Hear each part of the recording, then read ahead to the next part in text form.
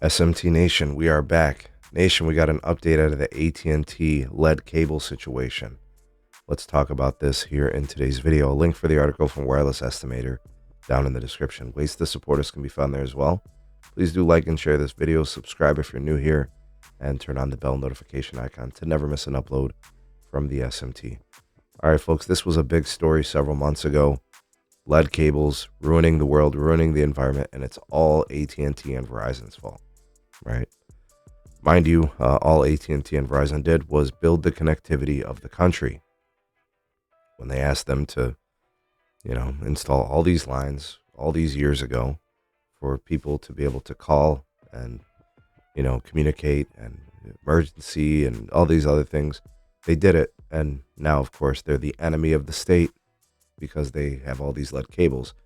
Anyways, the way this works is eventually all this stuff's going to get removed, and these carriers are going to do it on a time frame that works for them. That might not be ideal, and it could pose an issue.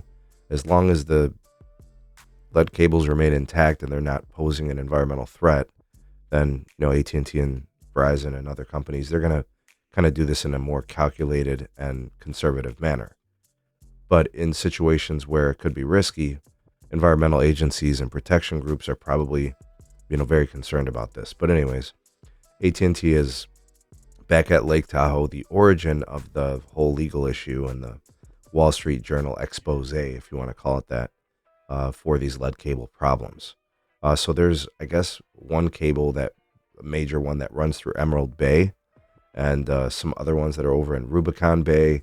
I'm not familiar with Lake Tahoe, but there was a big issue with these environmental authorities that dates back like 10 years ago, and AT&T was removing cables and taking care of the business, and then they discontinued it.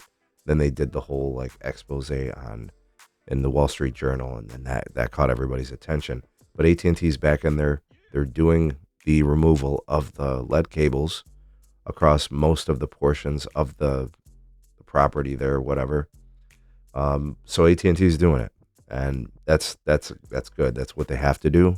It's part of the decommissioning process. It's not, it's not sexy. There's nothing cool about this. Nobody's making money. So it's really hard for carriers to dedicate and allocate resources and time and people and labor to do this when there's nothing in it for them. So they're just basically trying to avoid getting sued. That's really what it boils down to. Anyways, the company hopes to get a complete removal of all these lead cables by November 30th. I'm sure it'll be well documented. Crews can obviously get delayed, and the projects can take more time. But they're working on getting this stuff done, and it's getting done. And who knows all the locations where all these old lines are constantly being evaluated for risk, and this will be good. It's good for nature. It's good for the human health, and it's a win all the way around. I just think it's disingenuous, irresponsible to blame telco companies for building networks for folks to use and not being realistic about a time frame and a process for the removal. It's just got to be realistic. And I'm not a protector, or a telco vigilante or anything like that. I'm just looking at it from a standpoint, let's be realistic, and follow a process, make agreements, be cooperative in these types of efforts. And I'm an environmental science educator, and I fight for the environment. But, these types of things can't be solved in one day. Let's be realistic. But good, we're going in the right direction. What do you guys think about all this? Sound off in the comment section below. The voice of the people, the SMT Nation. Let your voice be heard.